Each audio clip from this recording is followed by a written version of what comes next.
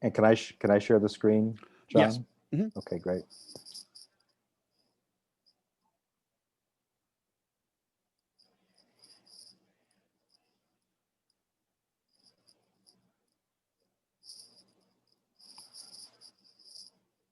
All right, Josh, while you're getting that up, I'll start. Thank you everyone for joining us today. I'm Lisa Glidden. I'm the Director of Global and International Studies here, and I know we have some of our board members here. Thank you, Anna, for coming. And I'm joined by Josh McCallan, who's the Associate Provost for International Education and Programs, maybe? Correct. Thank you. Okay. So we are gonna share with everybody a tool that we have been using in Intro to Global Studies in the fall semester, and we're co-teaching Intro to Global Studies this winter, and talk a little bit about how it can be implemented in your classes. So I had invited people if they wanted to bring their syllabus with them, or if you would like to introduce some kind of global topic to your course, but you're not entirely sure how, we can certainly turn this into a workshop, or if you're not ready to do that right now, but after this you would like to learn more about it, you can feel free, if you want to share your syllabus with us as a Google Doc, we can make some suggestions about where it would fit in with your courses. So I'll start just by briefly introducing this tool. And it basically comes from a partnership of two different organizations. One is the Council on Foreign Relations, which is a US-based think tank that has a lot of academic supports. I mean, they actually do a lot aside from academia, but they have a lot of information and supports for faculty that I've been using in my classes for many years now. And they have partnered with the American Association of State colleges and universities, AASCU, and they have, which has had something called the American Democracy Project, which is very heavily focused clearly on American democracy and on American politics. But they partnered last year with the Council on Foreign Relations to try to increase what they call global civic literacy. And that term is kind of broad. It hasn't even been officially defined. And I think it's because they want institutions to be able to define it for themselves. But the idea is that Americans in general, American students certainly, need to be literate in beyond our borders. And that is something that has been absent actually for quite a while, not just in colleges and universities, but even at the highest levels of government, we have people who, elected officials, who don't actually understand the way the world works, or different groups in different parts of the world. So the American Democracy Project and the Council on Foreign Relations came together and created this open educational resource called World 101, which you can see on your screen right now. It is, actually, I'm not even going to say the number of modules because they keep adding things to it. And it basically is divided into modules for students. They have a section for educators where you can get essay questions, you can get exam questions if you wanted, discussion boards. It is supposedly, they have just built in that you can actually integrate it directly into Blackboard. I did actually try that, and their instructions are not for our current version of Blackboard. So more on that to come. And I can let Josh talk about how he integrated it in Intro to Global Studies. But Josh, do you want to just go ahead and explain maybe through some of the modules? Yeah, good afternoon, everybody. So this has been a really interesting year for this project and this product in particular. I'll just tell a really quick story that I teach GLS 200, Introduction to Global Studies, and I probably taught at this point like a dozen times. And I had used prior to this year 2 different textbooks. And also we require the New York Times world section. So it's, you know, it's part current events, but also part introducing global issues. And as Lisa said, kind of helping students understand how the world works. And I had become, I guess, disappointed and a little bit, you know, sick and tired that students aren't reading the book. Okay. And I went from, you know, one book intro about, you know, this thick down to one about this thick that I thought had more user friendliness to it. Bottom line is students were just still not reading it. They were reading the New York Times. In fact, they really enjoyed reading the New York Times, especially the current events and the way we did that in that course with like tying current events to global studies themes to make them relevant and current.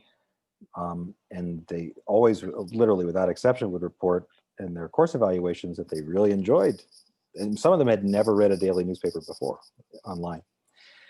But almost uniformly, they would report they just hated the textbook, even when I tried different ones. So anyway, I was gonna this year, as I told Lisa, just shift to having no textbook and just using current events and my own content. And then right shortly after the lockdown in March, CFR, and as Lisa said, they've had, I think, a continued relationship with higher education. They have weekly call-ins with experts. They have a lot of good resources that we can use. But I had been looking for an OER in this area. John Kane knows that just every time he sent out a list, there was just nothing available in global studies or international relations that was really something I wanted to use. So lo and behold, CFR announces this webinar on this new product called World 101. And I attended it. It was one of the first professional development sessions that I did during the pandemic. And I'll go into it now. What they proceeded to describe was, you know, at least introduce sort of the concept of it, but how it's broken down. They have modules, and I'll show you at least one or two, broken into global era issues, which I use, regions of the world, kind of a geography section, which I have not used yet, and then some sort of background information on things like nationalism or international organizations, real specific topics. But let's start with global era issues. And you can see from this screen, you know, they've identified, I would say they definitely tie into global studies or global issues. But what's neat about them, well, a couple things are neat about them. First of all, the I guess their organization. So I'll start with the first one, globalization. It's decidedly, you know, current. So if we go into the first module, the first thing, literally the first activity a student would do is a video, okay? And we'll play the whole, but very high quality. I think Lisa would agree, the high quality, good graphics, current in its imagery, things like that, and fast moving. There is text in it. There is a series of videos as well as charts and graphs. So it's thick. I mean, it's for an intro course, and Lisa and I coordinated on this. I'll go back to the sections.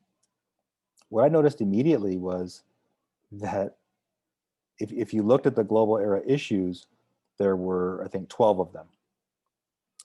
And it's almost like one per week. And I could imagine it, and I could imagine as I was witnessing it for the first time, being something I could use in place of an intro textbook. What I really liked about it, and I'll maybe show you one other example under climate change. There's depth, but I would say there's not tremendous depth, but sort of my logic is students are looking at it, they're actually reading it, they're actually using it, which is frankly more than I think a lot of them were doing before.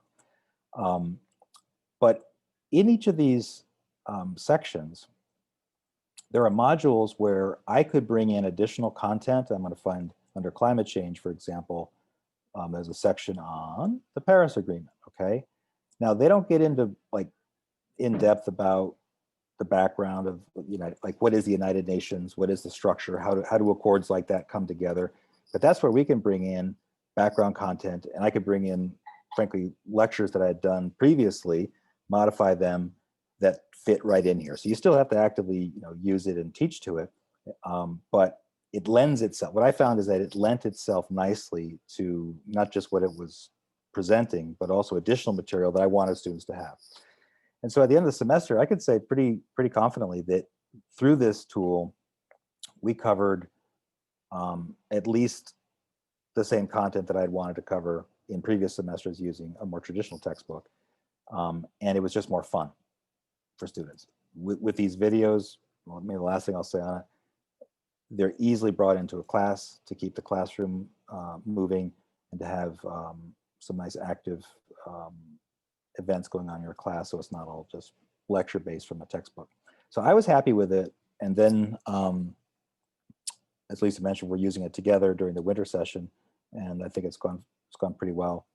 And I think probably for me the most important thing is that having gone through this, I could see how as a campus, and this relates to that AASCU project Lisa talked about, as a campus, we could use it for whatever we wanted to. A faculty member could use maybe a chunk of it, a piece of it, one module from it where it fits. Also, we're talking about using it, maybe we'll conclude with that at the end, about some community outreach on campus. We're talking about having some like virtual brown bags where our own campus concept of global civic literacy for our students, but also for our colleagues, can be raised as well. So there's a lot to it. The other thing is it's entirely free. There's not even a password needed to get in.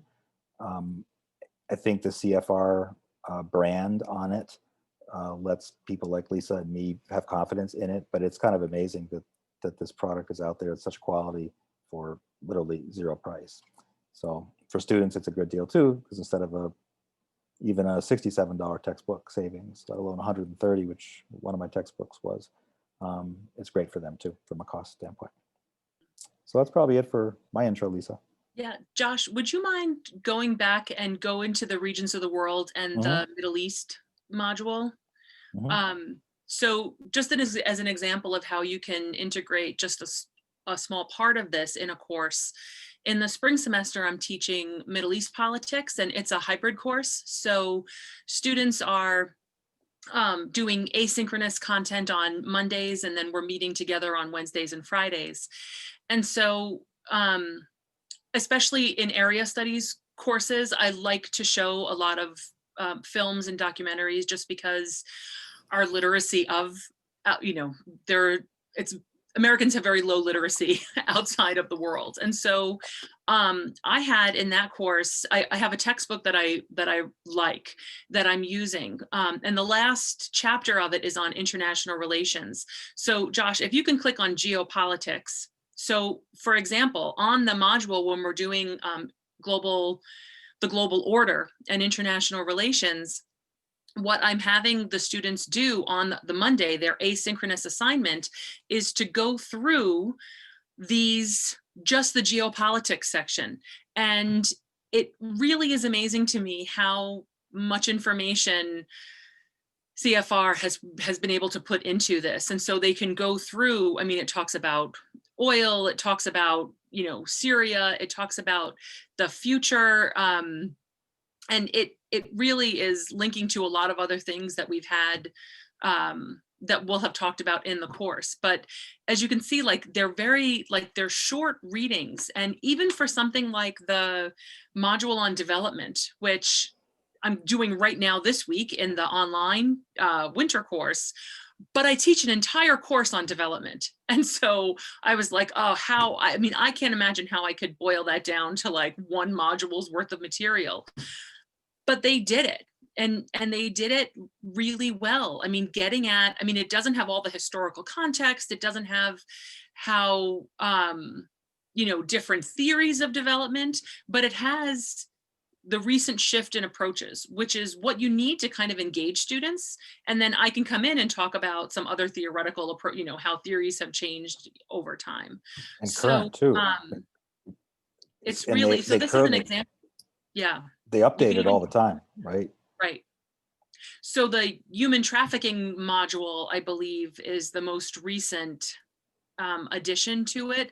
And I know, so Josh and I are also part of a like a working group. I'm not even it the through this global civic literacy with ADP and CFR, we're part of a working group with faculty from all over the country who are using this.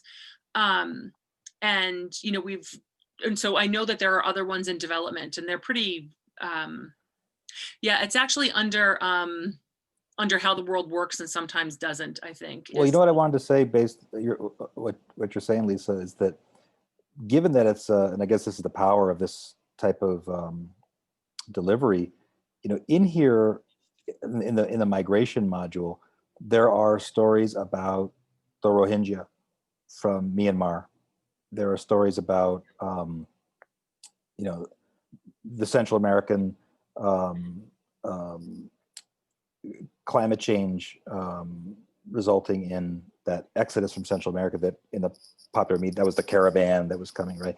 So they have very current examples, which really meshes well with, you know, by requiring the New York Times World section, students can see they're not reading a stale presentation of this stuff.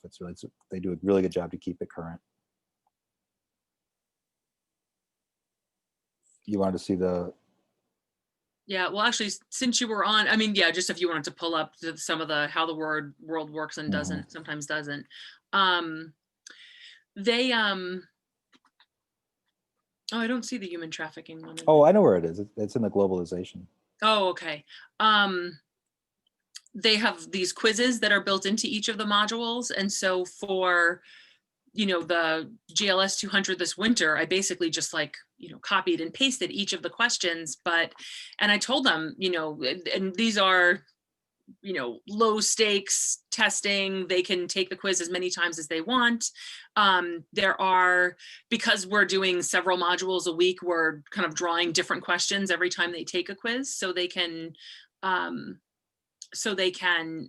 you know, really practice. And I have to say, like, writing quiz questions, like in global studies and in political science, these aren't textbooks that come with pre-done packages of quizzes. And so one of the hardest things, is so time consuming to create quizzes for this like low stakes testing to keep students engaged. So it was pretty nice to have that already done. And the other thing too, besides, like, as Lisa said, so here is at the end of the modules in the globalization, to use this one example, and I would say for me, it probably would take me, let me say, Lisa, maybe 20 to 30 minutes to read through and follow through one of these modules. For Right. students, I think it's at least comparable to a reading assignment for a 200 level, but it's just more interactive. So at the end of the module on globalization, there is this globalization module assessment. So I don't use these as requirements, but as Lisa says, they're great ways for students to check their own understanding of what they just covered. But then at the end of every section is a reading list. And one of the other things we have to accomplish in GLS 200, right, Lisa, is a research paper and you know, library sections. And you know, that's a good process for students to learn how to do, of course. But what's great is there's at least some resources that students can begin, you know, they can take the textbook or the OER in this case, and if they're doing a research project on human trafficking, well, at least they've got some articles that they can start with right in here, you know, properly sourced, and they can at least begin to give themselves the background knowledge there as preparation for their research.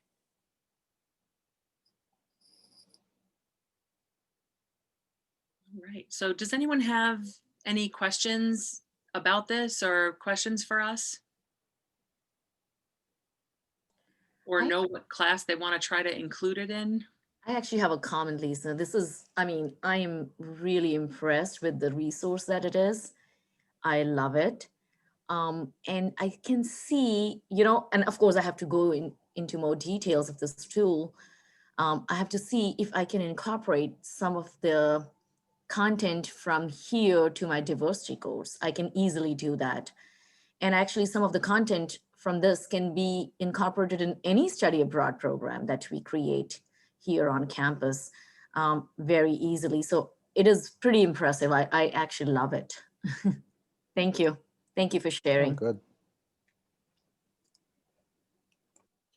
I have the COVID-19 module up, and it was nice that they had done this for us, but there's a section on global health and talk about an issue that students are interested in or at least know a lot about or want to know about. And there's some good resources in here. Even something like, to help them, maybe shifting, Lisa, to the discussion of global civic literacy. There was this big controversy that happened in the United States about, the World Health Organization, right?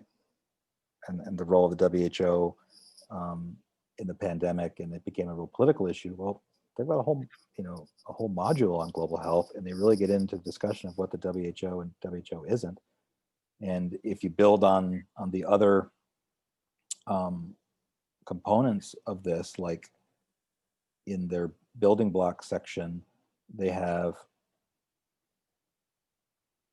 a whole module on sovereignty.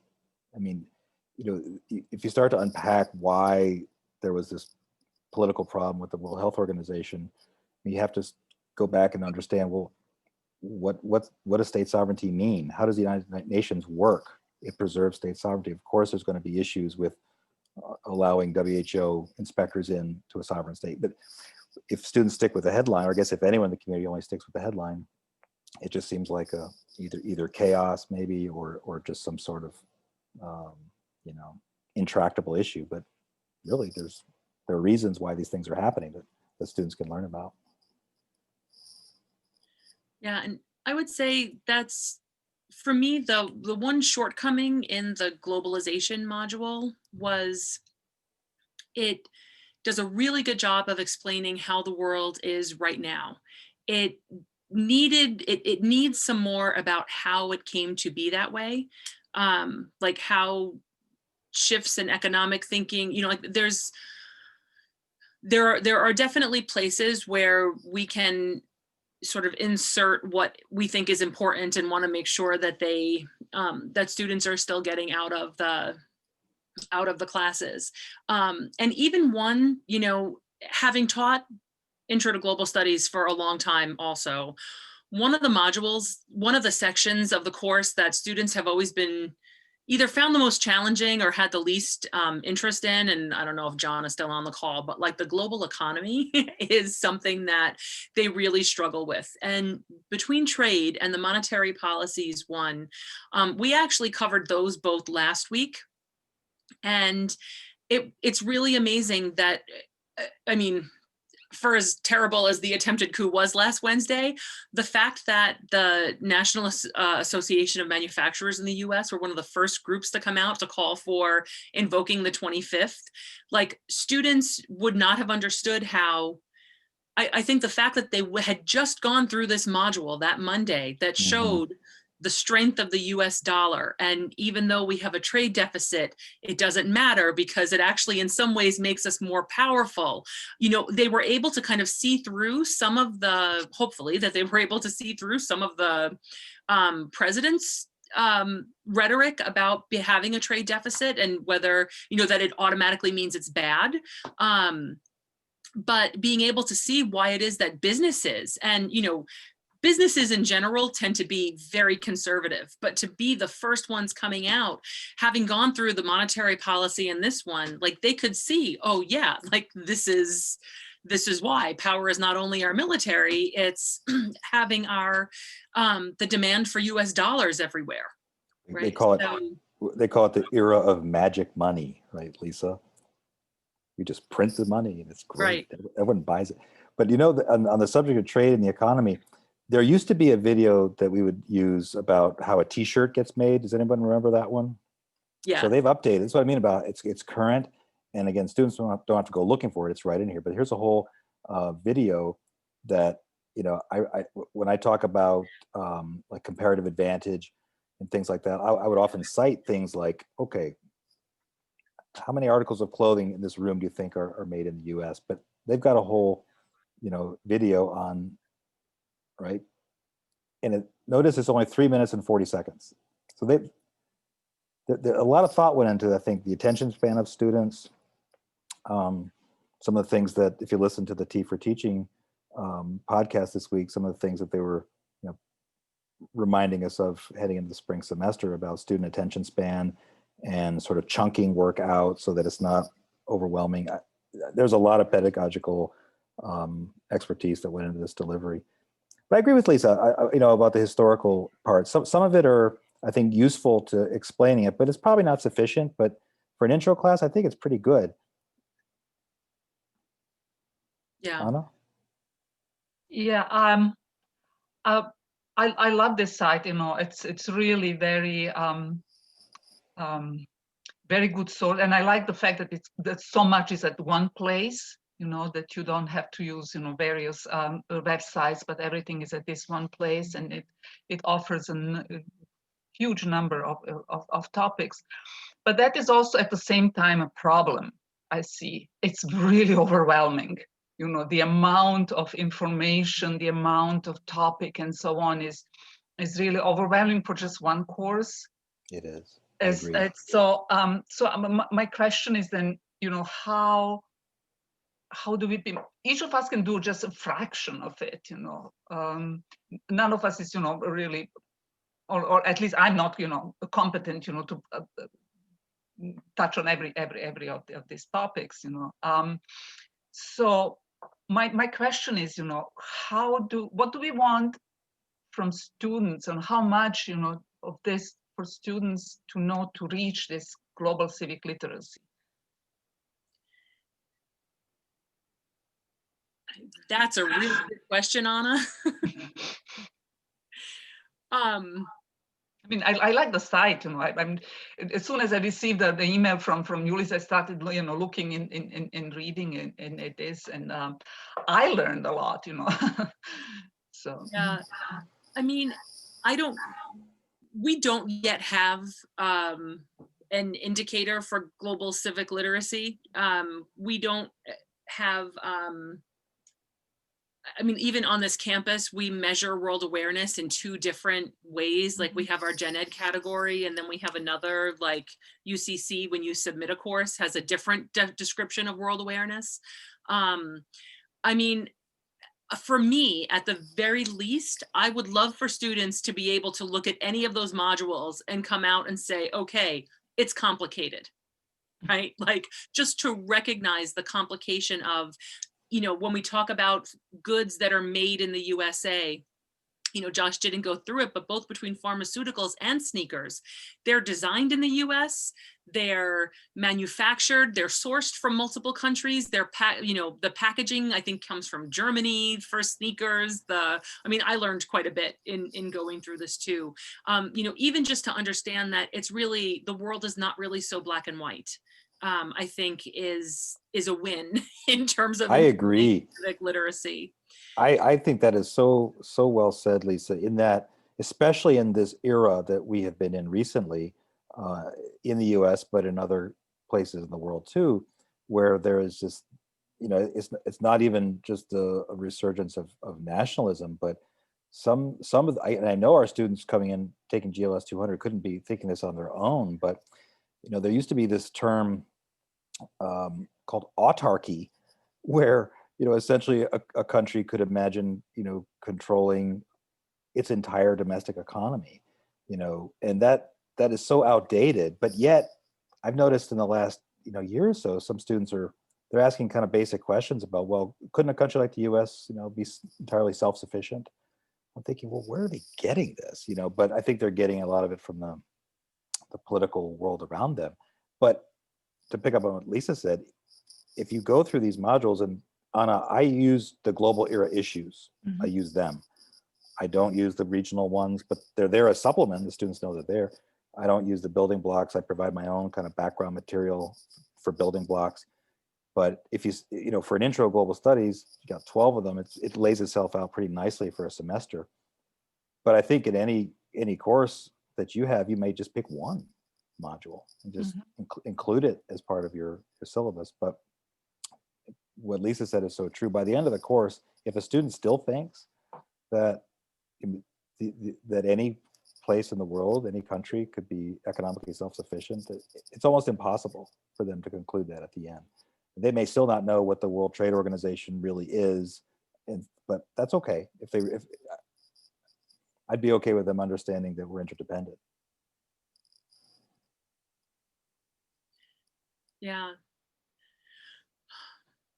The one thing that I think, and I haven't even been through all of the other modules, that's a good point about for student research papers. And we'll see what we get now with the research papers. They're working on those, for next week for our winter course. But I don't know that it really covers the concept of like hegemony or US power in the world so well. And I mean, I think it's implicit in everything they're doing. Like a lot of their examples are how things impact the US, but I think it's because that's who their audience is. It's like students in the US, although I do think one of the things they're working on doing is getting this translated into other languages to put out in both the US and in other countries too. But it's, so for me, global civic literacy would also include a recognition of that, right? Like a recognition of how the US, like the global order is such as it is, but the US really had a very outsized role in shaping that. And they do get to this a little bit, that globalization has both winners and losers. And they talk about that even within a country, right? So that manufacturing in the US has as a workforce, the manufacturing has gone down, but we're we're all also paying much cheaper prices for things. So it kind of gets at the winners and losers aspect of it. One of the things I'll be curious to see, we're in the midst of our discussion for this week, but for the paper next week, their final paper has to be about whether to what extent or in what ways has COVID-19 impacted globalization. And, one of the things that actually, Josh, I inserted in the question this week, was who has access to the vaccine, right? Like this is a big issue now that there are, there's none of the 42 countries who are rolling out the vaccine now are low income. I think there might be one middle income, but there's a lot of countries who just don't have access to this vaccine, and it's going to, if they want to focus their attention on the inequality of globalization, they can do that. If they want to focus their attention on trade, and we did have a few students earlier in the semester who talked about the supply chains, how things disappeared, and it was, so they're making connections, which I think is certainly like building blocks to global civic literacy. I couldn't agree more. I mean, I think sort of what you do with it, especially something as relevant as the vaccine, is a whole other topic. But at the very least, if we use it right, a student won't, or a member of our community won't just throw up their hands and say, why is this the case? Well, there are reasons, like with supply chains. So if you follow it, those pharmaceutical companies sign contracts, like advanced contracts, and there's a system for that, right? It plays into the way money moves around the world. So if you follow the logic of it, we're still gonna, as I sometimes say at the end of the GLS 200 course, you're not necessarily a happier person knowing these things, right? But at least you know why. Things don't just happen. There's a reason why they happen. And I think that's part of what we're trying to accomplish here, literacy. Right. Anna, can I pick up on your question? Because besides the use for it in, a GLS course or one of your courses, the other thing, and if Scott Furlong is still on the call, you may want to comment on this, but one of the reasons that SUNY Oswego volunteered with AASCU to be one of the, I guess, pilot campuses for this nationwide is to go beyond the classroom, really, and to engage our campus and our communities in this discussion led by us, as relevant experts, but nonetheless to broaden it and Lisa and I were talking in advance about, some of our ideas, but we would love to hear ideas. And again, if Scott, if you want to join, please, about what we can do on our own campus to maybe share this responsibility, maybe have individual colleagues take a section, maybe it's migration, maybe it's climate change, and have like virtual brown bags, monthly, invite the community, invite the high school. I mean, there are things that I think can use this for even beyond our particular classes. Sounds good. Mm-hmm. Josh, I don't know if I have anything specifically to say on that. I think what you and Lisa found out through your use and others is that, the resource base being provided through this project is pretty broad, right? Very broad. And while maybe not as in depth as one might deal with a classroom, it does provide points of kicking off discussions. And it does raise the opportunity perhaps to reach out to perhaps classes and or student life type activities that are not necessarily, directly sort of part of the global studies curriculum, but is just ways of raising awareness around some of these key issues, right? If I put this in some parlance of things that I've often thought about in my own areas of public policy, why couldn't any field talk about issues of public policy within the context of their own field, right? Within the context of their own discipline. And by using examples of what's going on, let's say, in the world, or what's in the New York Times or Washington Post or something like that, to really explain in sort of almost a current events type way some of the theoretical and or terminologies of your own discipline, right? So I think I said this to FA a couple of years ago, how to, a way of trying to bring this, again, in my area, not so much in the global area, but how do you bring the civic engagement idea so that it's a responsibility for all, right? Rather than just the disciplines that you sort of expect it to be the responsibility for, right? And you could do this similar thing with global awareness as well. My 2 cents. Yeah. Well, and I have a number of problems with the way general education divides the world between Western and non-Western, and no matter, we'll see what the next iteration of general education comes, but I think part of global civic literacy is for students to understand that, like, for them to also question, why do we treat Western civilization and non-Western, right? Which luckily, we now use the term world awareness, but it's still non-Western, right? Like, categorically, that's what it means. Why would we have these categories that don't make sense? They don't even make sense for then when they were created, but certainly for now, they no longer make sense. And it's one thing to have, like the political science department constantly questioning these things, than it would be to have students who are educated enough to say, this doesn't even make sense. Like, why in the world are we treating the world as if it's these discrete, blocks? But it's a challenge. And part of that challenge is how the entire education system treats this. So one of the things we're doing with this also is we're reaching out to the Oswego City School District and inviting their, like the global studies teachers there to also, to understand the resource and take part and to come to our events, and so that we can, hopefully some of this will begin to trickle down into other curricula. And the last pitch I'll make on this is that if you're interested in something like that, having these kinds of free Creative Commons licensed packages are really powerful. And and they will be adopted by school systems because they don't have resources to buy things.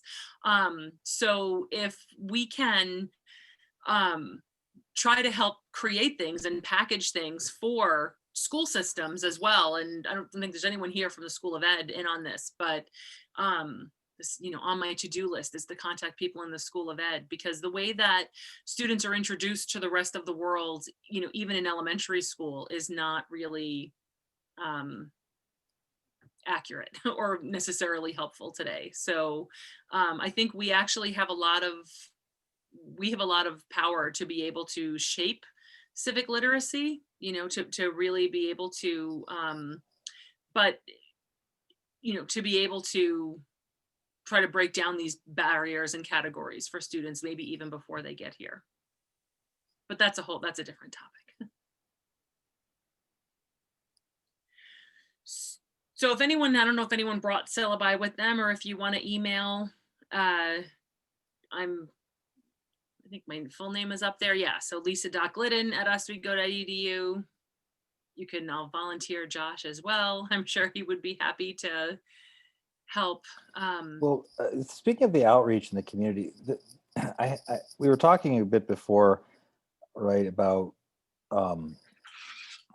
student attention span and the best ways to reach them in a class. But one of the ideas we were talking about, Lisa and I, with Ulysses Mejias of IGE, was to say, well, we know though that this generation of college student, there are some issues that they're really concerned about, right? So climate change would be one of those.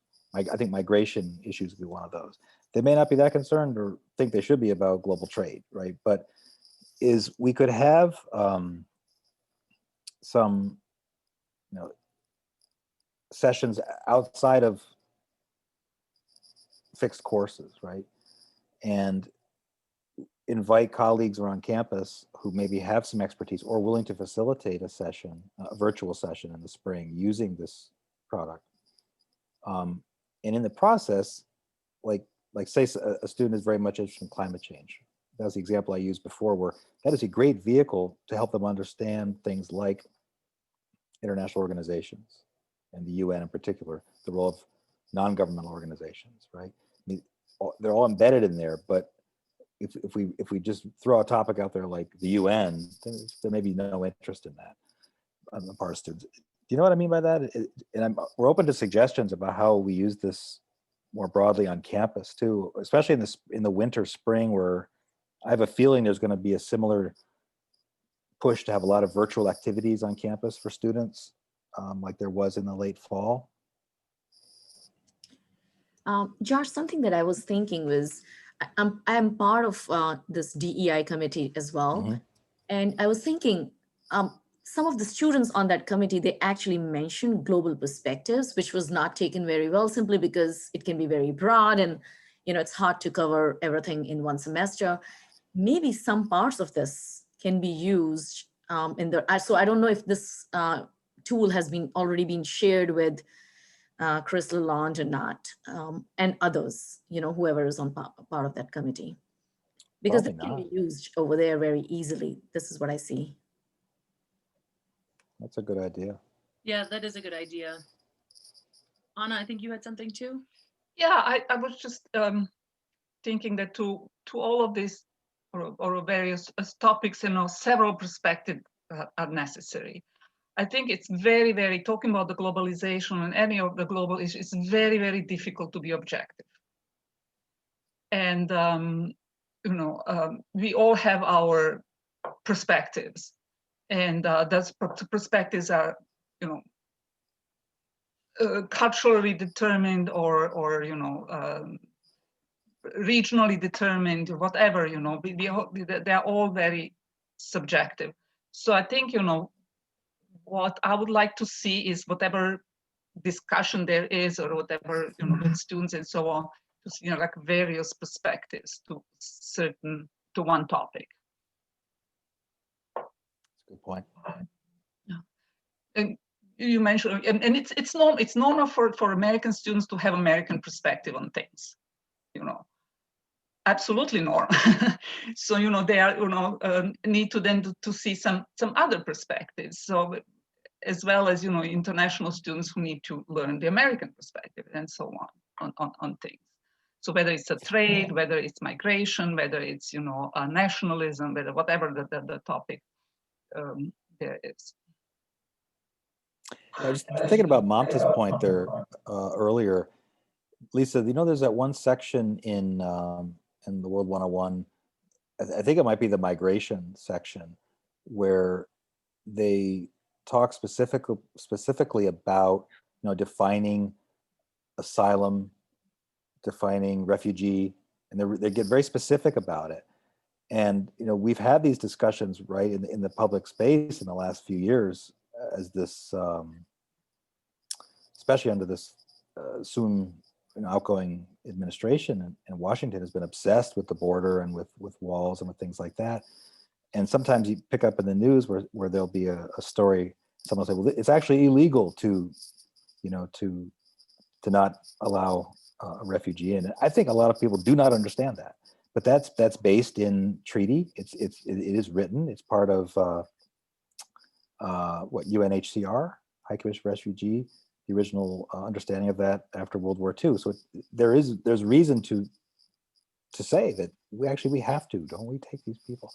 But I think that gets lost in a lot of just the media and sort of the current events chatter. But these things they're written down, and this tool can at least begin to show that, kind of pry open that ignorance that U.S. was an original signatory to that. We actually agreed to that. Mm-hmm. Another thing that I was actually talking to my chair, Dot, about, we have these tracks when it comes to HDB degree, we have these tracks. And one of the tracks that I want to add is diversity track, which basically means if a student has done a study abroad program or taken some kind of diversity course through HDB department, they will get this certificate from HDB that they have completed diversity and global awareness track. Maybe this is something I can think about more, and of course, a little later I can research more if this is something that can also be added to that track. It's just basically it's still in infancy. We haven't discussed the details of that track yet, but that is something that I want to do ultimately, once we are in post-COVID-19 phase. So that students can actually be more aware of cultural perspectives and global perspectives. So this could be a tool for that as well. We've, this is going back a number of years, but before micro-credentials existed and badges, we had talked about doing a certificate on global awareness. Josh, I'm sure you remembered, or we weren't calling it awareness. Global engagement. Global engagement. Okay. Yeah, and that's probably something that we could, I think even campus-wide, we actually had it pretty well modeled out. Lots of different options and what thing, but yeah, I think even for the broader campus, yeah, it's just like a 9 credit, something very small. Because the reason why I'm saying that is what I'm noticing when I'm writing letters of recommendation, many colleges are asking for a specific question about what is the level of knowledge regarding diversity and cultural competency, whatever, of the students. So I need to write a kind of like a paragraph about that in my letters of recommendation. And if a student has done a study abroad program or has taken a diversity course with me or any gen ed course, it becomes very easy for me to write. So if they complete this certificate, actually, that would be beneficial for these students, even if the certificate entails just 9 credits or 12 credits, whatever, or 6 credits. We can come up with a short-term program for them. And this will make them, at least in human development and liberal arts field, the colleges would love them because they make them shine, their applications shine. That's what I'm noticing. So I'm going to just chime in because I was actually just writing it down. I think that with the global peace, global awareness, that's something that should be incorporated in the courses because it's part of diversity and inclusion and knowing what's happening at global levels, because global is local. It's a little different than saying, okay, I have a certificate in global human development, right? Where it's more specified. That's how at least my take on it is, because when I'm talking about drugs and addiction, I have my students, for example, look up the history of drugs from different countries and what were those drugs used for. And same thing with technology or other health and wellness courses as well.